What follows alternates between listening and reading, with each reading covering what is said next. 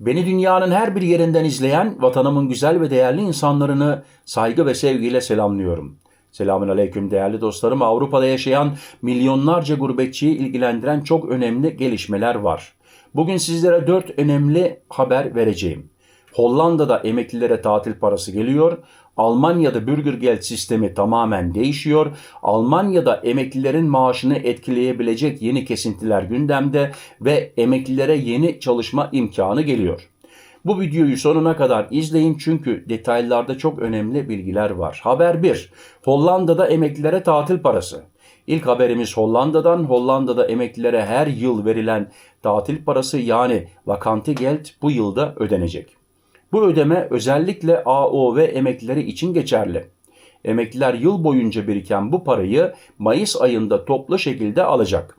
2026 yılında bu tatil parasında bazı emekliler için 147 euro ile 287 euro arasında artış olabileceği konuşuluyor. Yani Hollanda'da yaşayan emekliler için Mayıs ayında güzel bir ödeme yapılması bekleniyor. Detaylarını birazdan anlatacağım.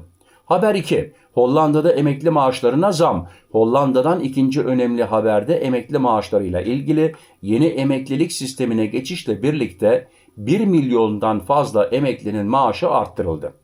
Bazı emeklilik fonlarında artış %14'e kadar çıkabiliyor.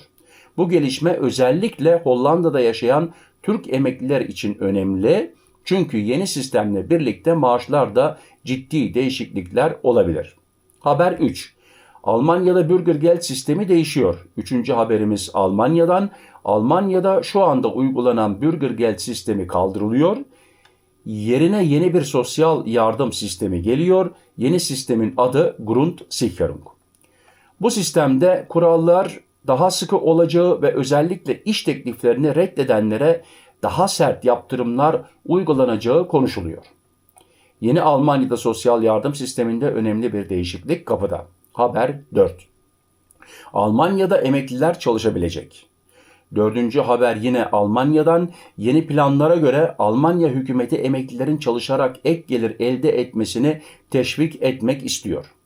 Hazırlanan planlarda emeklilerin belirli bir gelir seviyesine kadar vergi avantajıyla çalışabilmesi gündemde. Bu özellikle emeklilikten sonra çalışmak isteyen kişiler için yeni bir fırsat anlamına gelebilir. Evet dostlarım, şimdi bu 4 haberi biraz daha detaylı şekilde anlatalım. Çünkü bu değişiklikler özellikle Avrupa'da yaşayan gurbetçiler için çok önemli sonuçlar doğurabilir. Hollanda'da tatil parası nasıl hesaplanıyor? Hollanda'daki tatil parası sistemi aslında çok ilginç bir sistem. Bu para yıl boyunca her ay küçük küçük birikiyor. Genellikle emekli maaşının yaklaşık %8'i kadar bir tatil parası hesaplanıyor.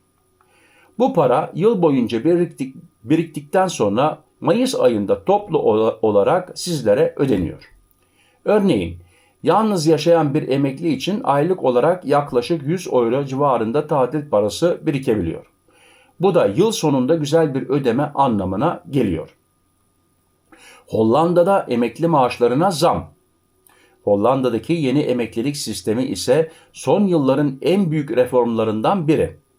Yeni sisteme geçişle birlikte birçok emeklilik fonu maaşları arttırma kararı aldı. Bazı fonlarda artış oranı %14'e kadar çıkabiliyor.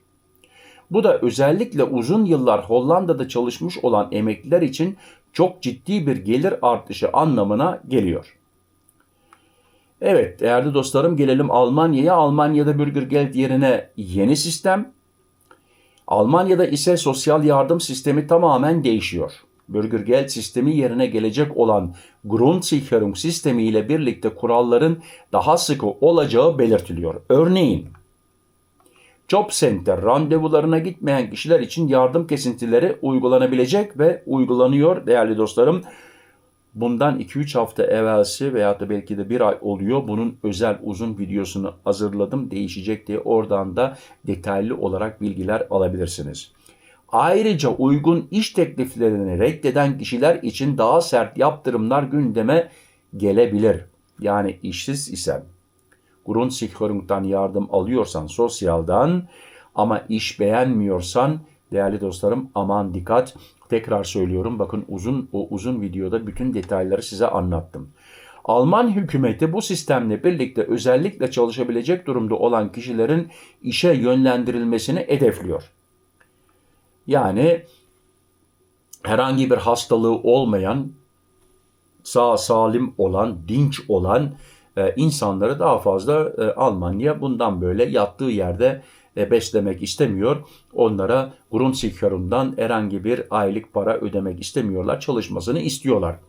Almanya'da emeklilere çalışma imkanı. Bir başka önemli gelişme de emekliler için.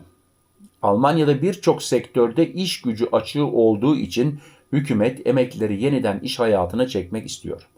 Evet değerli dostlarım, bu işler bilhassa senelerce özel sektörlerde çalışmış vatandaşlarımız, arkadan gençleri tabii ki o işi öğretmesi lazım. Arkadan gençler gelip o işi de öğrenmedi mi veyahut da az işçi oldu mu ne oluyor? Bu sefer emekli olmuş gurbetçilerimize de ihtiyaç oluyor. Onun için bakın, bu nedenle emeklilerin belirli bir gelir seviyesine kadar vergi avantajıyla çalışabilmesi planlanıyor. Yani sen gidiyorsun, o çalıştığın paranın vergisini vermiyorsun. Hem sen avantajlısın hem de hükümet, Almanya ülkesi avantajlı. Neden?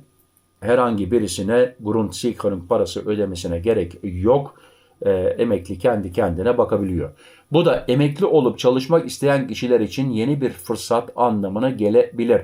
Tabii ki değerli dostlarım, belki diyeceksiniz ya ben 40 sene çalıştım, 45 sene çalıştım, şu kadar çalıştım. Ben bundan sonra istirahat etmek istiyorum. Tabii ki hakkınız. Ama burada İsviçre'de de bazı vatandaşlarımız var. Hatta gurbetçilerimiz var.